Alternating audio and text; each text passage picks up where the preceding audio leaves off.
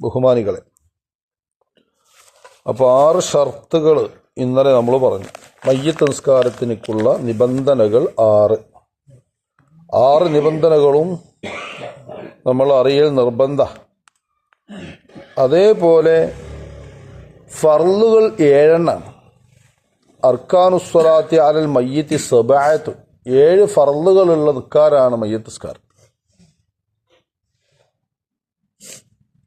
5 നേരത്തെ ഫർദ് നിസ്കാരങ്ങളുടെ ഫർളുകൾ 14. അതിന് നേരെ പാതി.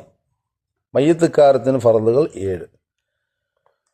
അൽ അവ്വലു അൻ നീയത്തു, ഒന്നാമത്തെ ഫർള് നീയത്താണ്.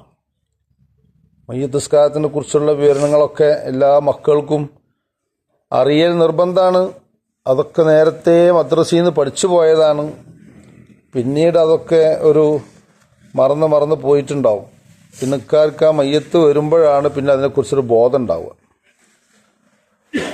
ഒന്നാമത്തെ നീയത്ത കനീയത്തി സാഇരിൽ ഫുറൂ, മറ്റുള്ള ഫർള് നിസ്കാരങ്ങളുടെ ഒന്നാമത്തെ ഫർള് നീയത്ത് തന്നെയാണ്. അതേമാതിരി മയ്യത്തുകാരത്തിനും നീയത്താണ് ഫർള് ഒന്നാമത്തത്. വലാ യജിബു ഫി തഅയീനിൽ മയ്യിത്തി ഇല്ല അദ്നാ മുമയ്യിസ്, മയ്യത്തിനെ തഅയീനാക്കുന്നതിൽ എന്താ, ഏത് മയ്യത്തിന്റെ പേരിലാണ് ഞാൻ നിസ്കരിക്കുന്നത് എന്ന് വ്യക്തമാക്കൽ നിർബന്ധമല്ല. ചില മൂവരെ പേരും അഡ്രസ്സൊന്നും പറയേണ്ട ആവശ്യമില്ല.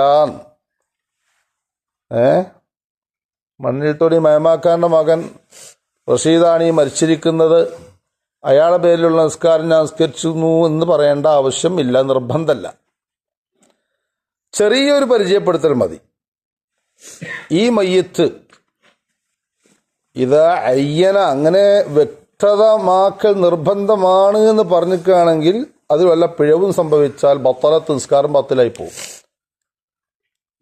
ഇന്നാളുടെ ഇന്ന തറവാട്ടിലെ ഇന്നാളുടെ മകൻ ഇന്നാളാണ് ഈ കിടക്കുന്നത്, അയാളെ പേരിലുള്ള നിസ്കാരം നിസ്കരിക്കുന്നു എന്ന് പറഞ്ഞ് അങ്ങനെ വല്ല നിയമം പാസ്സാക്കിയിരിക്കുകയാണെങ്കിൽ ചെറിയൊരു പിഴവ് വന്നാൽ ആ നിസ്കാരം ബാത്തിലായി പോകും. അതുകൊണ്ടാണ് പറഞ്ഞത് ചെറിയൊരു പരിചയപ്പെടുത്തൽ മതി. അപ്പോൾ ഒരു ഉദാഹരണം പറയാം. നമ്മൾ നിയ്യത്ത് വെക്കുന്ന രൂപം ഫയക്ഫി, അപ്പോൾ മതിയാകും ഉസുല്ലിൽ ഫർള അലാ ഹാദൽ മയ്യത്തി, ഇത്ര മതി എന്ന് പറഞ്ഞാണ് എല്ലാവരും. ഉസുല്ലിൽ ഫർള അലാ ഹാദൽ മയ്യത്തി, ഇത്ര മതി. ഈ മയ്യത്തിന്റെ മേലുള്ള ഫർളിനെ ഞാൻ നിസ്കരിക്കുന്നു. അല്ലെങ്കിൽ വേറൊരു ഓപ്ഷൻ, ഔ അലാ മൻ യുസല്ലി അലൈഹിൽ ഇമാമു, ഇമാമ് നിസ്കരിക്കുന്ന മയ്യത്തിന്റെ മേലുള്ള ഫർളിനെ ഞാൻ നിസ്കരിക്കുന്നു. ഇമാമ് നിസ്കരിക്കുന്ന മയ്യത്തിന്റെ മേലുള്ള ഫർളിനെ ഞാൻ നിസ്കരിക്കുന്നു. 2 നിയ്യത്ത് നമ്മൾ പഠിച്ചു. സാധാരണ നമ്മൾ വെക്കലേതാ? ഉസുല്ലിൽ ഫർള അലാ ഹാദൽ മയ്യത്തി.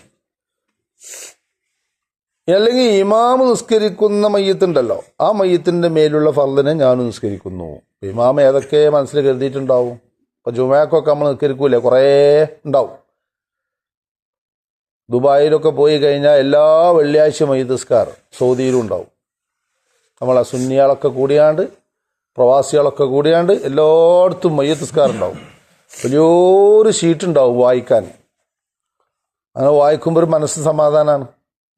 വായിക്കാതെയും മനസ്സിലാക്കിയാൽ മതി. ഇങ്ങനെ മൊത്തത്തിൽ ഇങ്ങനെ മനസ്സിലാക്കിയിട്ട് ഇമാം ഷോർട്ട് മനസ്സിലാക്കിയിട്ട് ഇമാം എന്ത് ചെയ്യുന്നു, അവിടെ പറയാണ് ഇന്ന് നമുക്കൊരു 100 ആളെ മയ്യിത്ത് നിസ്കരിക്കാറുണ്ട്.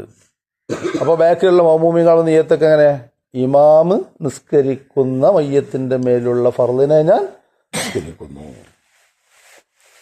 അതാണ് ഒന്നാമത്തെ ഫർൾ. ഇൻഷാ അല്ലാഹ് അത്ര മതി. ഇനി ബാക്കി നമുക്ക് നാളെ മറ്റന്നാളൊക്കെ ആയിട്ട് പറയാം. അപ്പോൾ മയ്യിത്ത് നിസ്കാരത്തിന്റെ ഫർള് എത്രയാ? 7, ഷർത്ത് 6. അൽഹംദുലില്ലാഹി റബ്ബിൽ ആലമീൻ. اللهم صل على سيدنا محمد وعلى آل سيدنا مولانا محمد. അർഹമർ-റഹ്മാനായ അല്ലാഹുവേ, പ്രഭാത സമയത്തിലുള്ള പ്രാർത്ഥന നീ കേട്ട് ഉത്തരം ചെയ്യണേ അല്ലാ. ആഫിയത്ത് നൽകണേ അല്ലാ, സിഹത്ത് നൽകണേ അല്ലാ, സമാധാനം നൽകണേ അല്ലാ, ഐശ്വര്യം നൽകണേ അല്ലാ, റാഹത്തും ബറക്കത്തും ചൊരിയണേ അല്ലാ. ജോലിയിലും ശരീരത്തിലും കുടുംബങ്ങളിലും വരുമാനങ്ങളിലും ഒക്കെ നീ ബറക്കത്ത് ചെയ്യണേ അല്ലാഹ്. അപകട രോഗങ്ങളോ അപകട മരണങ്ങളോ ആർക്കും നൽകല്ല അല്ലാഹ്. റഹ്മാനായ റബ്ബേ, മരിച്ചുപോയ മാതാപിതാക്കൾ, ഉസ്താദുമാർ, സഹോദര സഹോദരിമാർ, ബന്ധുമിത്രാദികൾ, സഹായിച്ചവർ, സഹകരിച്ചവർ എല്ലാവർക്കും നീ പുറത്തു കൊടുക്കണേ അല്ലാഹ്. വിവാഹം കഴിഞ്ഞ കുടുംബിനികൾക്കൊക്കെ നീ സമാധാനമുള്ള ജീവിതം നൽകണേ അല്ലാഹ്. സന്തോഷമുള്ള ജീവിതം നൽകണേ അല്ലാഹ്. റാഹത്തുള്ള മക്കളെ ദാനമായി നൽകണേ അല്ലാഹ്.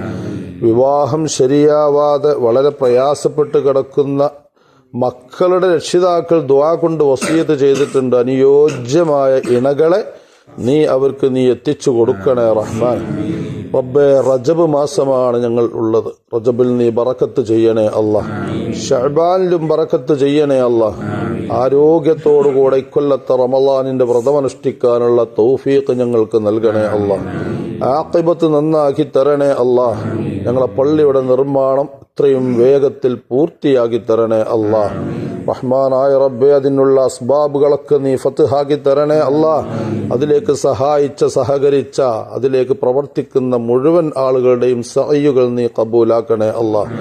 ربنا عليك توكلنا وإليك أنبنا وإليك المصير فاطر السماوات والأرض أنت ولينا في الدنيا والآخرة توفنا وأهلنا مسلمين وألحقنا وإياهم بالصالحين آمين برحمتك يا